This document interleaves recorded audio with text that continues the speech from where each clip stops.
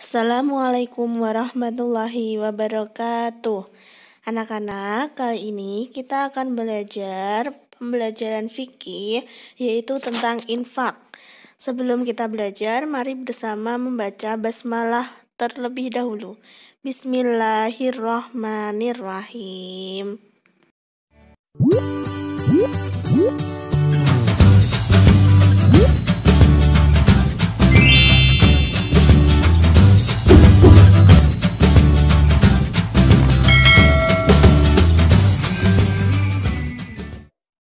Yang pertama, pengertian infak. Menurut bahasa artinya pembelanjaan. Sedangkan menurut istilah, memberikan sebagian harta yang kita miliki untuk kepentingan sosial dan keagamaan dalam waktu yang tidak terbatas. Seseorang yang berinfak, maka kehidupannya akan dimudahkan oleh Allah Subhanahu wa Ta'ala, baik di dunia maupun di akhirat. Berinfak berupa harta benda yang terpilih dengan baik.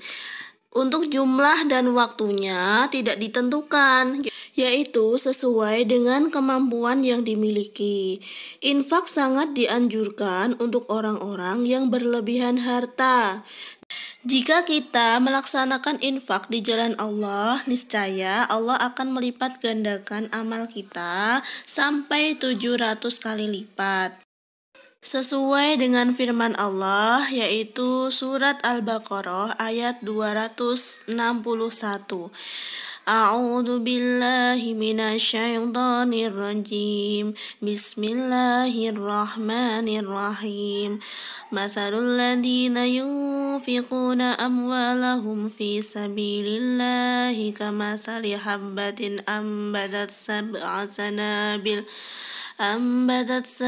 sanabila fi kulli sumbulatin mi'atun habbah wallahu yudha'ifu liman yasha' wallahu wasi'un alim.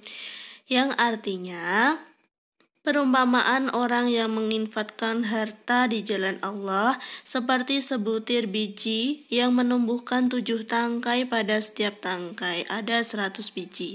Allah melipat gandakan bagi siapa yang Dia kehendaki, dan Allah Maha Luas dan Maha Mengetahui. Selanjutnya adalah hukum infak. Yang pertama adalah wajib. Di antaranya zakat, kafarat, dan nazar. Contohnya, seorang kepala keluarga yang menafkahi keluarganya itu contoh yang bersifat wajib. Jadi bapak atau suami itu menafkahi keluarganya adalah wajib. Hukum yang kedua adalah bersifat sunnah, yaitu mengeluarkan harta sesuai kemampuan masing-masing untuk kemaslahatan. Contohnya yaitu memperbaiki sekolah, membangun masjid, mendirikan pesantren atau madrasah, dan lain-lain. Selanjutnya yaitu ketentuan dalam infak. Yang pertama, berinfak tidak ditentukan oleh waktu dan jumlahnya. Kemudian yang kedua, orang yang berinfak harus berakal dan mumayyiz. Yang ketiga yaitu berinfak harus disertai hati yang ikhlas. Yang keempat, barang yang diinfakkan berupa barang bermanfaat. Yang kelima, dapat melalui perorangan atau lembaga sosial. Selanjutnya yaitu bentuk-bentuk infak, yaitu yang pertama, infak fisabilillah, artinya infak yang ditujukan untuk jihad dan mujahidin. Selanjutnya yang kedua, infak untuk kepentingan umum, yaitu mengeluarkan harta untuk kepentingan kemasyarakatan. Yang ketiga adalah infak kepada keluarga dekat, artinya kita berinfak kepada saudara-saudara yang membutuhkan. Materi selanjutnya adalah pelaksanaan infak. Nabi Muhammad SAW adalah orang yang sangat pemurah dan dermawan. Dalam kehidupan beliau sangat gemar berinfak. Nabi Muhammad SAW selalu menganjurkan umatnya untuk meneladani beliau, termasuk kebiasaan berinfak. Infak dapat dilakukan dengan berbagai cara, baik secara tersembunyi maupun secara terang-terangan, asalkan dilakukan dengan hati yang ikhlas dan tidak riya atau tidak sombong. Berikut ini adalah cara melaksanakan infak. Yang pertama, infak dapat dilaksanakan secara mandiri. Artinya, orang yang berinfak memberikan infaknya secara langsung kepada pihak yang menerima infak.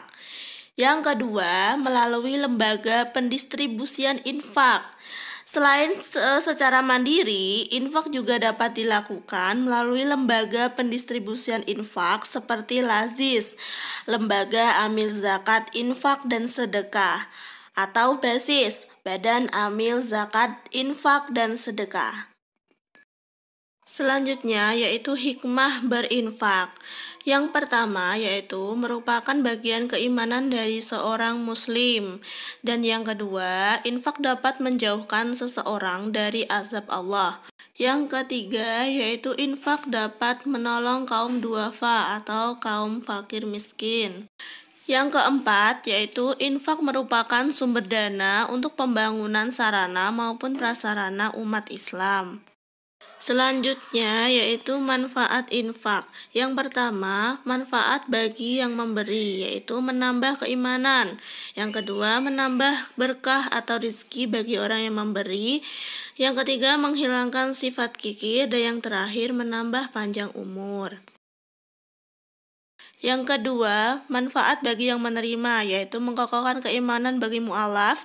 Yang kedua, meringankan beban. Yang ketiga, meningkatkan kesejahteraan umat Islam. Dan yang keempat, menambah sarana dan prasarana ibadah dan dakwah. Baik anak-anak, cukup sekian yang dapat Ibu sampaikan. Semoga kalian mengerti. Wassalamualaikum warahmatullahi wabarakatuh.